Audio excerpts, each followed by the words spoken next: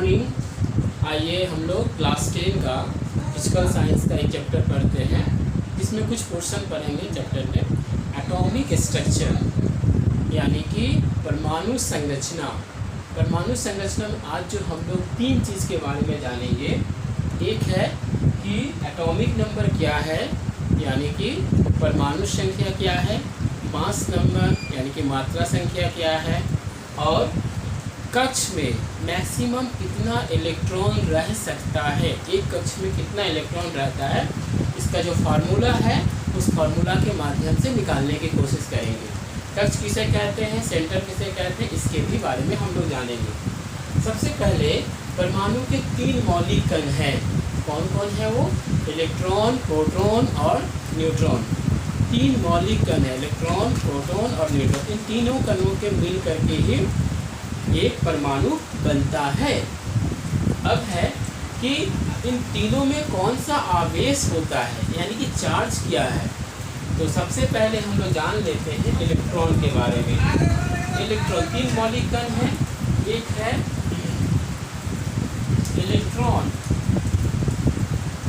जिसको ई से डिनोट किया जाता है, प्रोटॉन जिसको पी से डिनोट किया जाता है, न्यूट्रॉन जिसको एन से डिनोट किया जाता है यानी कि बताया जाता है।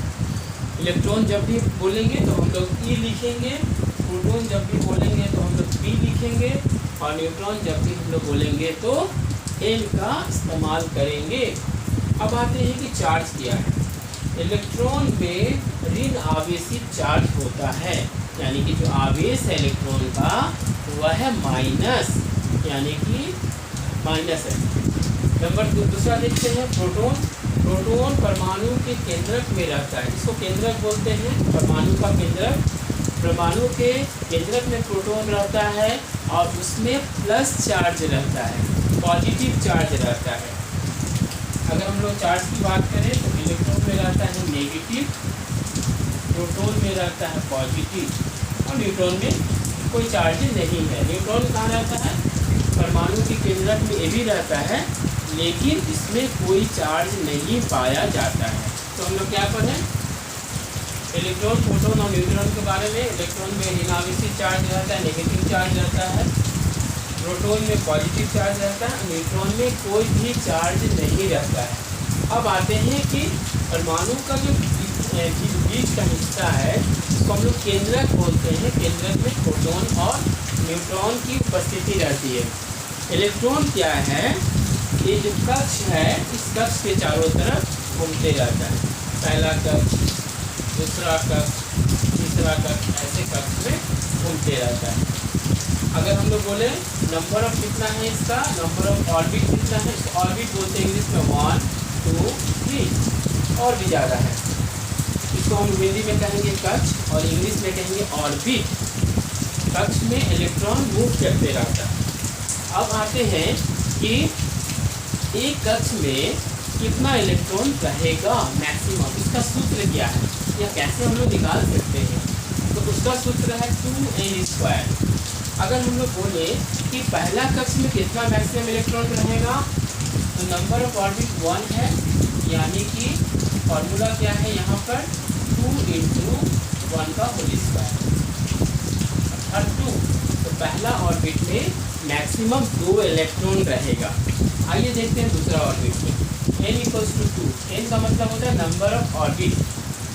n = 2, इसका कितना है 2 × 2 का होल स्क्वायर। इसी फार्मूला पर बैठा रहे हैं हम, या 2 × 4 = 8। हम लोग नंबर ऑफ ऑर्बिट भी बोल सकते हैं, नंबर ऑफ ऑर्बिट या नंबर ऑफ कक्ष। मतलब दूसरे कक्ष में मैक्सिमम 8 इलेक्ट्रॉन रहेगा। पहला अगर कक्ष ये बोले इसमें मैक्सिमम 2, दूसरा वाला ये है तो इसमें मैक्सिमम 8 रहेगा।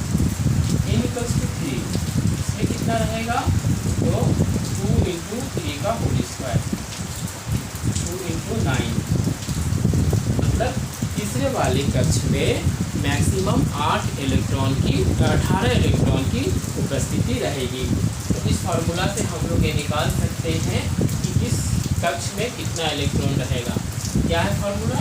2n²। n क्या है? Number of orbit, first orbit, second orbit, third orbit. अब आते हैं कि परमाणु संख्या और मात्रा संख्या किसे कहते हैं। परमाणु संख्या को इंग्लिश में बोलते हैं एटॉमिक नंबर। किसी परमाणु संख्या किसी परमाणु का वह भाग है, या परमाणु संख्या हम लोग कहते हैं किसी परमाणु में उपस्थित प्रोटॉन की संख्या या न्यूट्रॉन की संख्या को उस परमाणु का परमाणु संख्या कहते हैं। फिर से बोल रहे हैं, किसी परमाणु में उपस्थित प्रोटॉन की संख्या या इलेक्ट्रॉन की संख्या को उस परमाणु का परमाणु संख्या कहलाता है। इसे किस अक्षर द्वारा डिनोट किया जाता है, तो जेड अक्षर द्वारा इसे बतलाया जाता है। जहाँ भी जेड रहेगा तो हम उसे कहेंगे उसका एटॉमिक नंबर। दूसरा आते हैं कि मात्रा संख्या किसे कहते हैं।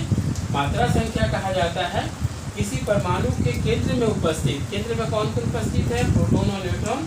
किसी परमाणु के केंद्र में उपस्थित प्रोटॉन की संख्या और न्यूट्रॉन की संख्या को हम लोग मात्रा संख्या कहते हैं, और इसे ए अक्षर द्वारा डिनोट किया जाता है। यानी कि डिनोट का मतलब होता है बताया जाता है।